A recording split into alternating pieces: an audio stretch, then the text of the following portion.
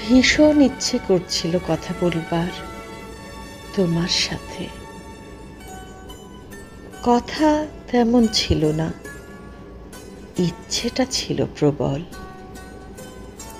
এমন মাঝে মাঝে হয়, মনে হয় তোমার কথাগুলো শুনি কান পেতে, প্রাণ পেতে।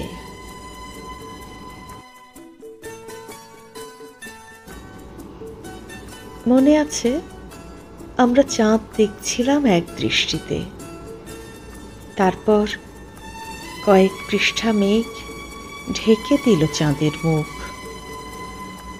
তুমি কষ্ট পেলে, আমি পাইনি মোটেও। আমার সামনে ছিল চাঁদ,